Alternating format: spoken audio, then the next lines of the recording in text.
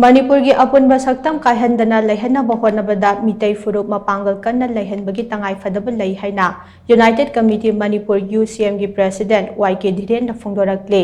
UCM ने सिंधुना था अमा चथरकपा चामा मरीफुतरा माथुई सुबा नेशनल रिकॉन्सोलिडेशन मंथ की सरुकम ओइना इरमदम कनबलो EKL गा खुचमनरगा कैबी मनाचिंगदा लैबा इराबोट मेमोरियल पार्क ता पांगथोखिबा खन्ना नैनबगी थौरम अमदा वाफम मसी महाकना फोंदोखिबने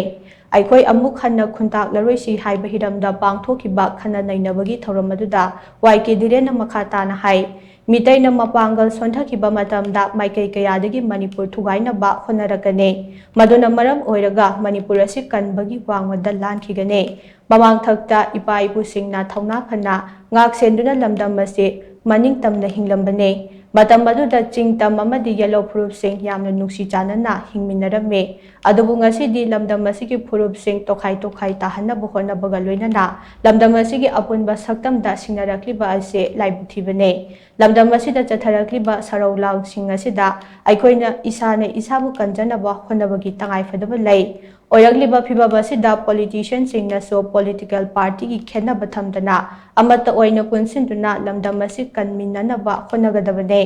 लमदमसि येलो प्रूफ सिंग लमदमसि की येलो प्रूफ सिंग सो अमत ओइना पुनसिनदुना थेंगनामिनद्रबदे लमदमसि कन्नब होनबदा अवाबा अमा ओइगनि हाइनासो महाकना मखा ताना फोंदोखे अखोई मैतैसिंगा मापांगन कलिगै उनाय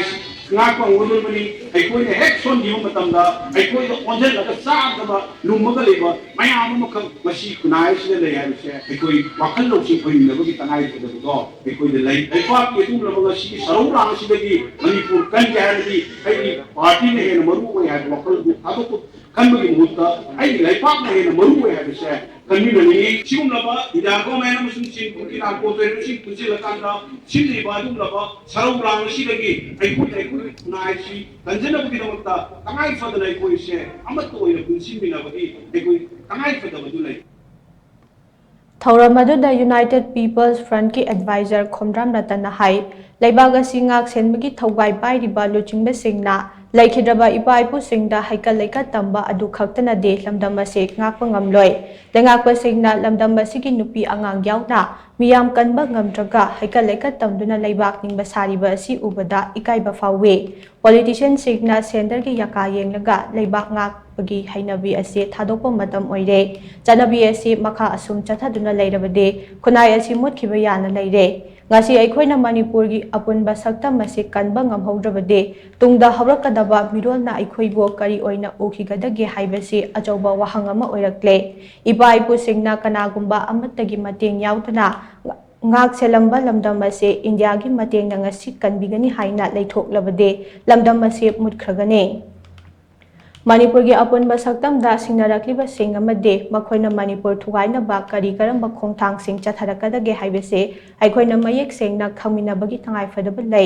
लमदम असिगी येकनबना कनानो अमदे मरुपना कनानो हाइबदो आइखोइना खंगदोकपगा लोइनना यलहौ फुरुप सिंग अमत ओइना पुनसिनदुना येकनब सिंग अदो थेंगनामिनबा चंगी हाइनासो महाकना मखा ताना फोंदोखे थौरमदुदा UPF की president Nongthombam Rupchandra Irabot memorial trust committee की प्रेसिडेंट लाइसम गुनिंद्रो EKL की प्रेसिडेंट H बोहनबी अमदे अरामबाई तेंगोल की तोगान तोगान बा यूनिट कया की लुचिंगबा सिंगसो सरुक याखे लेगांग मपुसिंग राज्य दोबसिंग मियां लुचिंग जाम इकाई बियो मियां की लम सुचु कनगदवा नपी हां सु कनगदवा मखोइना मरेबानी मसागा इपा इपुसिंग लै कदिसे मोइ दो कोइ इकाई बियो मणिपुर इंदा लेगा थेंगाने गंबा लाउनुबा रानजोरा से क्या लेगे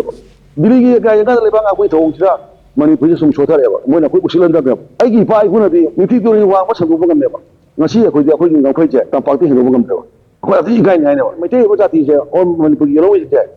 chai li sing ani ni ta isa na chabu kan lap ne mi amana laga akhoi kangene khalaba akhoi mut kanewa india ke sipai jina india na akhoi kangene khalaba akhoi jum pam leba akhoi mut kanewa